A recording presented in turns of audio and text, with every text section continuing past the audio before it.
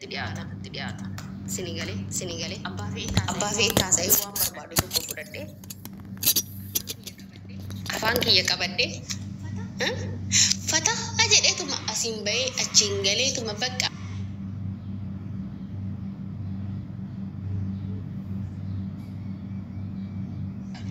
warri achi keessatti ilmaan meeqarraa itti dhabee qabsoo kanatti warri ilmaan meeqatti dhabee maatii guutuutti dhabee beeki kan obboleessatti dhabeetu achi jira. Icayyoon takka hin jirti reeyaa keenya as Beerut kana keessa jirti. Obboleessa dhiyeenya kana Wallaggaa keessatti irraa wareegame. Argite namoonni akkanaa keessi isaanii gubaa qaba gadi baatanii haasa'achuu baatanis Abiyyis sagalee keenyatu fide. Shimallis Abdiisaas sagalee Oromootu fide. Abiyyi har'aan tan odoo nafxanyaan kaatee duula irratti goote sagalee Oromummaa nan kennaafane akka inni achirra turu. Of course nafxanyaan na bulchuurra innumti nu bulchuu wayya. Kaayyoon qabsoo keenya garanaan jiru mooyyuu hin dhaabbata jechuu koo miti. Sinigalee Abiyyi nafxanyaan irratti dultu yeroo meeqa viidiyoo waraabeeraan deeggartuu isaa ta'eeti miti. Akka Oromootti diinni Oromummaa keenyaan qofa waan nu jibbuuf nuti immoo ijoolleen Oromoo waan adiidhaan gowwoomuu qabnu.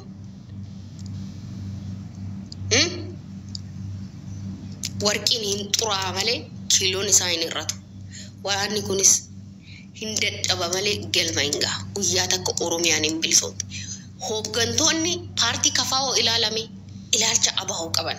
Jawaar Mohaammed sababbiin hangana isa jaaladhee hanga ammaa suuraa isaa gaafa barbaade poostii godhu isa deeggaru ilaalcha abaa'oo qaba.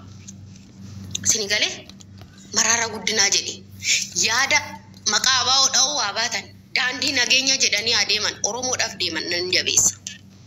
Sinigalee isa sana akkasitti qabaadha. Har'aan tana Oromoon naga warra Wallaggi bar jimlaadhaan qe'eerraa dhumee gaafa xaragamu bar gadi baanii dubbatan ture jarri kun.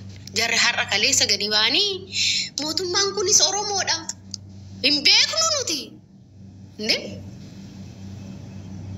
Hin beeknu mootummaan kun akka Oromoo ta'e hin beeknu. Okay, Oromoodha maal godhe?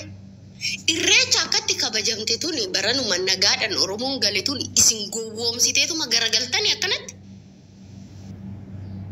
Moo wanti biraa wanti haaraa tokko anumti Oromoo jedhu maaltu argame? Maaltu argame? Homtuun argame. Oromoon aarsaa hangana ga'u kaffalee har'a asirratti dhaabbachuu hin qabu. Waraana bilisummaa Oromoo ani ji'aan dinagdee tumsuu baadhee gaafa argatee nyaata gaafa argatee hin dhugaa gaafa dadhabe diinarraa hiikee hidhataa jechuudha. Siigalee taa'eetuma laalanan arga isinii alaalatti waan balaaleffattanii fi waraana kana rasaasa kana hunda meeshaa waraana kana hunda kan baatee godinaalee Oromiyaa keessa socho'u nuti qofti dandeenye kana hunda hidhachiifnee miti. Kan diinarraa hiikkatee hidhatee jechuudha. Nuti warroonni biyyoota adda addaarra jirru kun guutuun waraana kana sooraa jirra jechuu miti. Haa ta'u hanga humna keenya san inuma tumsina inuma bira dhaabbanna. Guyyaa mijaa'eef nyaatee guyyaa mijoofne beela'eeti. Guyyaa mijaa'eef dhugee biyyaa mijoofne dheeboteeti. Kan ta'aa jiru jechuudha. Sinigalee kuni akkasitti ta'ee deeggartoonni Abiyyis ijoollee waraana kana keessa jirtuun balaaleffatina. Ani ijoollee Abiyyi deeggartu akka diinatti ilaalu. Never ijoollee Oromooti.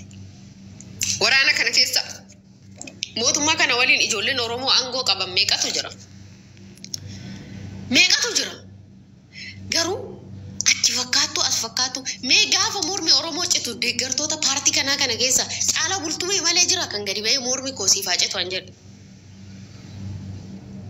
Eega Oromoodha nageenya labsitanii eega kan daggala jirus Oromoodha kan biyya bulchaa jirus Oromoodha hunduu Oromoodha nageenya eega jettanii warri paartii kana keessa jiru mootummaa kana waliin warra hojjechaa jiru gaafa mormi ilma Oromoo citu caala bultumeen ala jira hin jedhe bar paartii kana keessa hojjechaa kan gadi ba'ee mormi koosiifaa citu kan jedhe caala bultumee malee jira. Hin jiru. nuti warri abaa'oo deeggarru gaafa roorroo cimtuun Abiyyi irratti dhufte hin callifnu. Sagalee barbaachisuun kenninaaf sooshaal miidiyaa irratti si faana jirra jennaan. Maaliif Oromummaa isaatiin qofa diinni waan isa jibbituuf. Malee Abiyyi mootummaa federaala Itoophiyaati malee mootummaa naannoo Oromiyaa miti. Shimallis Abdiisaati kan Oromiyaa bulchaa jiru. Miti Shimallis Abdiisaati. Oromiyaadha isaan erga aangoo qabatanii hin hojjenne jechuu koo miti. Waa baay'ee hojjetan. Garuu immoo wanti hafan baay'eedha. Sigalee wanti hafe baay'eedha. Kanas ilaaluun barbaachisaadha. Kanaaf walwaallee hin ta'inaa. Sooshaal miidiyaa kanarratti dhaamsi kiyya ijoollee Wallaggaa laallataa. Ijoollee Wallaggaa jechuudha. Gandummaa dhiisaa. Bilisa isin hin baasu gandummaan. Marroon qabsaa Oromooti. Ajajaa waraana bilisummaa Oromoo olaanaa ta'e kan Oromooti. Wallaggaan ka'ee marroo qeequu mirga qaba. Arsiin ka'ee marroo qeequu mirga qaba. Jimmaan ka'ee marroo qeequu mirga qaba. Shawaan ka'ee marroo qeequu mirga qaba. Mirga qabu. Qabsaa Oromooti. Indi hoogganaa keenya jennee jala hiriira jirraa miti. Ani yoon qeeqe maaliif Wallagga irratti duulte? Maaliif jettu? No, Wallagga irratti duulaan jiru. Gaafiin gaafachaa jira. Gaafiin naan galle yoo jiraate nan gaafadha.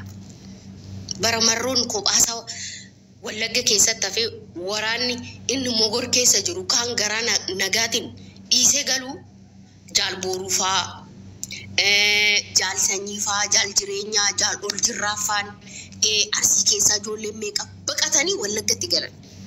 Bara 2018 baqatanii Wallaggatti galan. Marroon achitti hafe waliin hafan achitti. Har'a waraana meeqa qaban?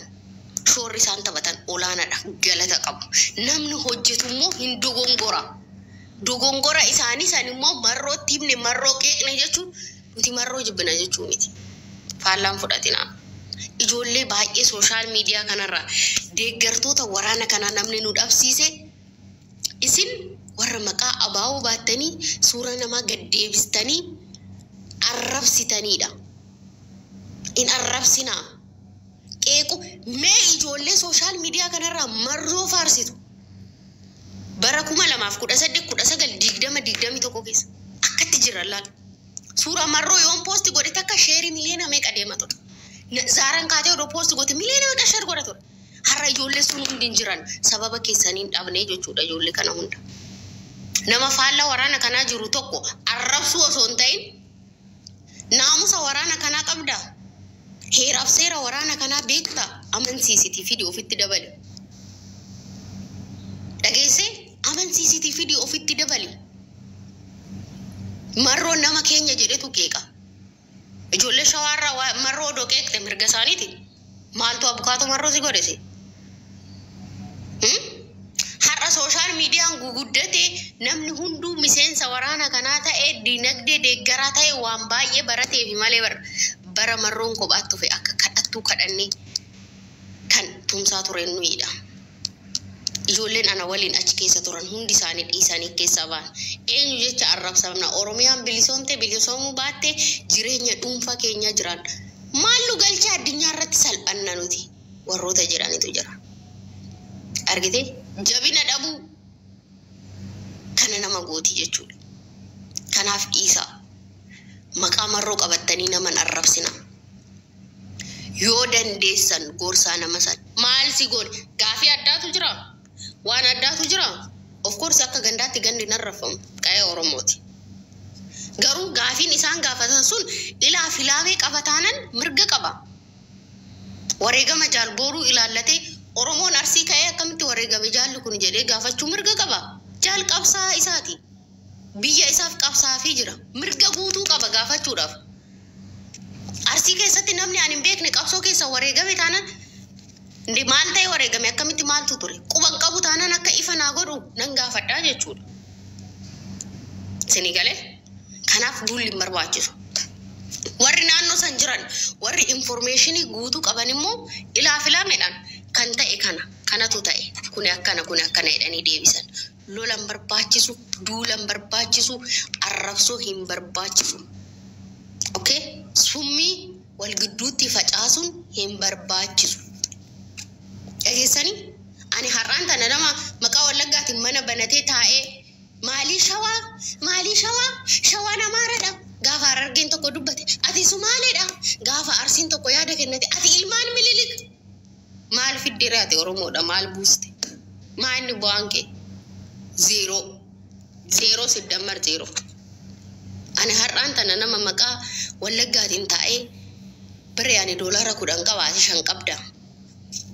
Ilmaan kichuu lafaa ol dhufaa jirtutu dhumaa jira kottuun gargaarra rakkoo qe'ee keenya jiru kana baraarra Oromoon wal malee waal qaba nama naan jedhuun barbaada nama taa'ee qe'ee koo arrabsuun barbaadu sigalee nama taa'ee amantii kutaan Oromoo arrabsuun barbaadu. Kanaaf jennaani isa kana ofirra qoy nama weemmiitu godha. Kanaaf jennaani isa kana nurraa dhiisa. Fake account baay'een argaa jira. Eenyu akka taatan isinan beeka sirriitti. In sodaatina namni sodaatee du'uun jiru dhukkubsatee malee fake account banattanii nu arrabsaan oolinaa. Guutuu uummata tuulamaa kan fake account banatee arrabsaa oolu baay'een argaatan jira. Eenyu eessa akka taatan bareechita sin beekan. Never ever psychologically sin dubbisaan. Qubee sin barreessatan irraa hin sin beekan. Isin ana gowwoomsuu dandeessan. Laga simbusee osoo bishaan dheebottanuu deebisee qe'eetti sin fida. Sinigalee kanaaf fake account banattanii Oromoo arrabsuu hin dhaqinaa. Isuma qabdanii waan dubbachuu barbaadan dubbadha. Fake account banattanii jibbiinsa facaasaan oolinaa. Dhiisaa isin hin baasu. Ati ani deeggaraa waraana kanaati ofiin jecha jaalli qabsoo tokko gaafa wareegamu baga wareegame. Eenyu abbaa keef qabsaa hartareeti. Eecha abbaa kee dhaquuf. Eenyu bulchuufi. Bakkam qabachuuf deemta. Bakkam. Eenyu irra teessee eenyu hamachaa jirta. Maannin laa quculesh maannin taa'ameellesh jette qomceen. Waa'ee eenyu hasaa jirta. Tuqaan gaarii miti dhiisaa dhaloota qubee. Dhiisaa. Hundi keessanuu dhiisaa. Kanuma siniin jechuu barbaada. Jaalbooruun harka kenneen wareegamne. Qooda isaa gogombisee osoo rafuu wareegamne. Harka kennatee nama takka lamaa miti. 10,000 boojeet wareegame. Wareegama gootaa seenaa barraaf ittiin dhaadanna. Ittiin maqaa keenya ol qabannee waamna. Galmee addunyaa number 1 tokkoffaa irratti argama. Goonni eenyu jaarraa kana keessa kan milishaa akkasitti kakka'ee kufee yoo jedhame Jaalbooruu Gurbeessaa jedhamee waamama. Waliigalee siifis gootattiin dhaadata. Inni Arsii ka'ee waa'ee Jaalbooruu akkamitti ta'e jedhee yoo gaafatu isin maaltu sin galchee maalirraa qabdu? Oromoodha akkamitti san galchine qabsaa isaati goota isaati mirga guutuu qaba gaafachuudhaaf. Sigalee ani dhalattuu shawaa ta'eef mucaan kun dhalataa shawaa ta'eef irraa dhorkuu hin danda'u. No. Dhaloonni amma jiru dhaloonni Oromiyaan biyya jedhee amanuudha. Oromiyaan biyya dhaloota jedhee amanuudha. Qabsaan naannoo Oromiyaa kamiyyuu bakka fe'ettaa dhalatu inni Jimmaatti dhalate waraana kana keessa jira. Jaalqabsoo kiyyaadha. Hoogganaa kiyya. Boru Oromiyaadhaaf. Sigalee inni gaafa waa tokko ta'e asii ka'ee Jimmaatti nan gaafadha waa'ee isaa dhugaasaa. Kanaaf isa kana akkasitti beekati summii facaasuu dhiisaa. Osoo haasofni akka isin haasoftanii kun dhuguma jiraate ana nan dursitan. Dhugaa namaa dhoksuun jaaladhu na dhukkubaana. Ittaansuudhaan waa'ee ijoollee tuulamaa. Ijoolleen tuulamaa sirbituudha isin abukaatota gandaati isin galee. Isinii waggaa lamaan dura ijoolleen tuulamaa waggaa lamaan dura biree marroo qeeqxee jedheen arrabsaa ture. Dhageessanii ijoolleen tuulamaa jechuudha. Arraa zala jirtu sirriitti dhaggeeffadha. Wanti ani isinitti iyyaa tureef suni beekannee yoo jalaa baanii jedhe Oromoon. beekanneen jalaan baane isin jaluma jirtu jechuudha. Yeroo nani marroo qeeqaa surre isaanii ji'a lamaaf namni naarrabsaa ture guutuun isaanii ijoollee tuulamaati. Ani yeroo sanitti bireen dhalattuu shawaati. Maaliif ijoollee Wallaggaa akkanatti ishee arrabsan jedhanii namni narra dubbatee hin jiru. Isaan waliin anarratti duulaa turan. Maaliif waan marroo jaalataniif. Ani amma kana isinii kaase keessi kiyya na dhukkube jechuuf miti. Yookiin immoo isinitti mufadhe jechuuf miti. Garuu yeroo sanitti ani marroo kanan qeeqe maal irratti hundaa'ee maaliif isa jedhu namni keessa bu'ee quba qabu hin jiru. Bireen marroo qeeqxee isa jedhu san qofa qabattanii fiigaa turtan isinis. Hogganaa keessanii qabsaa keessanii gaafa namni tuqe akkasitti kaatanii iyyuu keessan nama boonsa. Gaafa nafxanyaan miidiyaa isheet irratti marroo irratti propaganda hojjettu mooyyuu anan dursitanii hin dubbanneef isin. Anaa fi maakii ooroo caala marroodha social media kanarratti hin hojjenne isin. Miseensota hin horreef isinii galee kana ture. Haa ta'uu malee ijoolleen tuulamaa ammarratti maal gochaa jirtu? Eessa jirtu? Maal keessa jirtu? Hanga yoomitti nama jala deemtu isin? Isinii qa'ee keessanii beekaa qabdu. Hayyuu qabdu. Maaliif hin ijaaramne isin? Fakkeenya ijoollee Arsii fudhaasti haftee leenjisoo diigaa baay'een isaan jajjabeessa. Waamicha odoonaa godhani akka intala Oromootti dhaqee yaadan qabu nan qoodaaf. Ijoolleen Harargee ijaaramanii odoona waamanii dhaqee akka intala Oromootti yaadan qabu nan qoodaaf nan jajjabeessa. Ijoollee Baalee nan jajjabeessa. Ijaaramuun isaanii anaaf gaaddisa. Jalattan dheessa. Odoo gargaarsa tokko na barbaachise naaf birmatu. Ijoollee Wallaggaa mee ijaaramtanii maalirra jirtu? Gaafuma rakkoo kaanee fiignaa nuti. Akkanumatti akka nama maraatee gaafuma rakkoon tokko dhufe qamisii sassaabbanneetu maasii achi no. Ani almost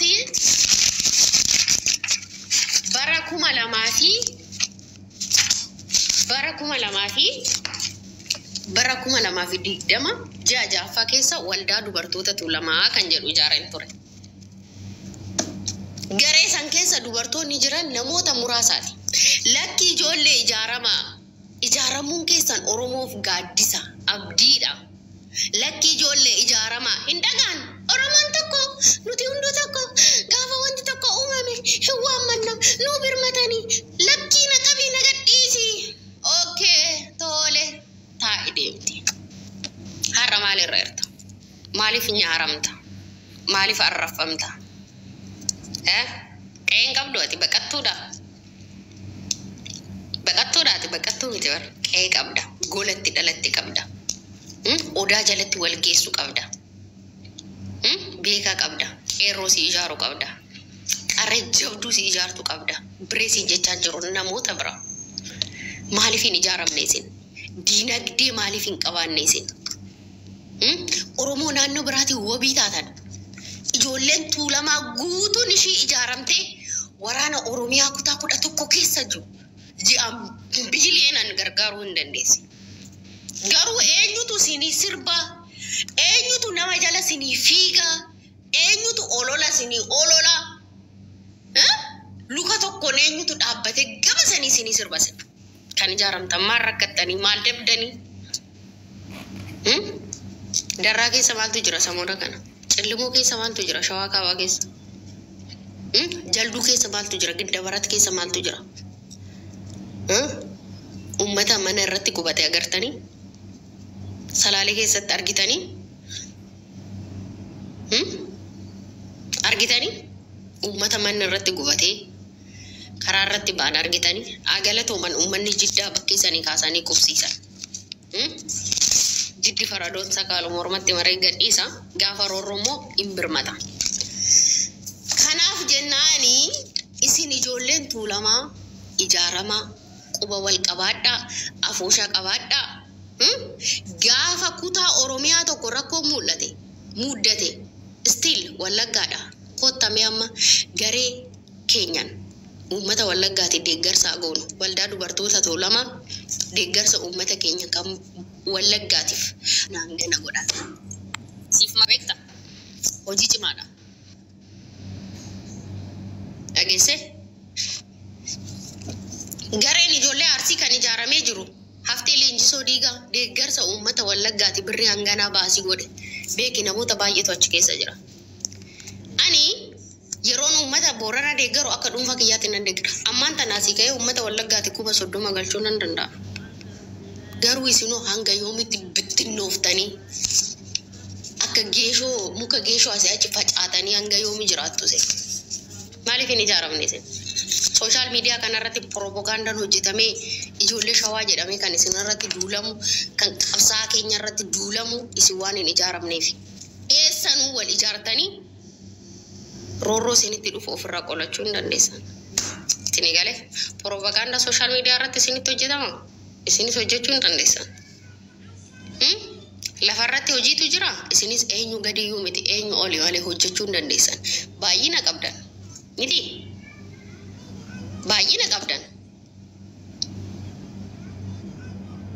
baay'ina keessan kanaan immoo Oromoo fayyaduu qabdu laale ani ijaaramuun keessan Oromoodha deega faallaa qabsoo Oromooti faallaa tokkummaa Oromooti isiniin jechaan jiru ijaaramuun keessan Oromoof wobii ta'uu qaba isinii galee Oromoof gaaddisa ta'uu qaba ijaaramuun keessan Oromoo baay'ee rakkoo jalaa baasa ijaaramuun ijoollee wallaggaa ana maaliif na yaaddessa gaaddisa naaf ta'uu miti gaafa rakkoo naaf birmatu miti kanaaf jennaan lakkoofsa kiyya ammarraa kaasee fuula tiktokii kiyya jala isiniif hin ka'a telegiraam irratti gareen hin jira kotta ijaarama garee keessatti kotta dabalama hojii hojjedha qa'ee keessan quba qabaadha uummata keessan quba qabaadha buusii buusati maallaqa lafa qabaadha okay ammaan tana ani akka bireetitti nama takka ol ka'ee dubartoota tulamaati waan akkanaa tokko hojjechuun barbaada odoon jedhe sponsora nan qabalal maaliif waggaa meeqa asirra taa'e waggaa meeqa asirraa iyyi har'a ragee isin ijaaruu yoon dadhabeeyyuu qaanyedha isinii galee har'aan tana anis akkuma namoota kamii asumarraa ka'ee maaltu na iyyisiise ijoollee kana waliin maaltu diina meeqa ofitti na bichisiise biyya Beerut keessatti barra ijoolleen Oromoo ana akka diinatti na laalu akka diinatti maal isaan godhee tanan faallaa isaanii waan hin jiruuf dhimma maalirratti dhimma Oromoo irratti ani bar biyya ambaatan jira sa'aatii tokko asirra taa'ee kana odoon gadi ba'ee part time hojii hojjedhee doolaaraan fidee dhufa birri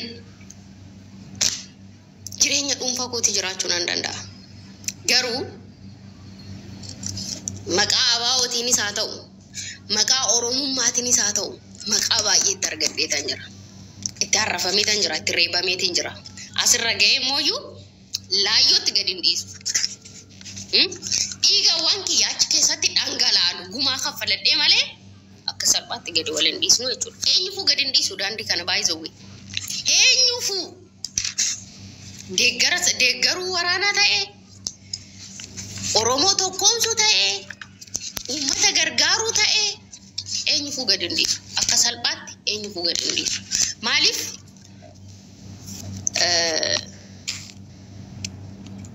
maaliif beektaa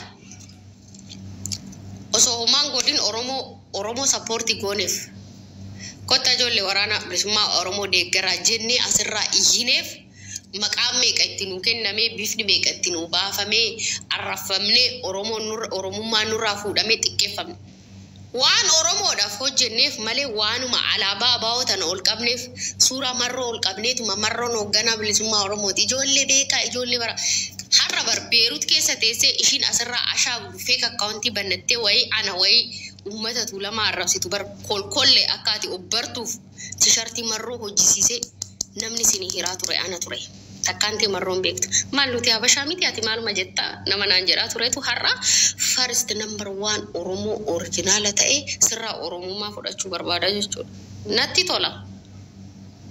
natti tola innis garuu naati akkas taatu Oromoo ijaaru irratti Oromoo dheebootee gargaaru irratti osoo kaattanii natti tola. Yeroo amma Beerut keessa garee meeqatu jira? Mee uummata Wallaggaati namni doolaara $100 takka namni ergeera Beerut keessa. Hin jirtan. Haasoftoota isin. Ololtoota isin galee. Hin jirtan. Yeroo Booranni uummanni keenya kan Booranaa yeroo akkasitti lakkii ijoollee haa gargaaru lakkii koota. Zim. Beeki alaabaa baa'oo qabatanii dhiichisuun utaaluun sirbuun qabsooftu naman godhu. Sabboontu naman godhu.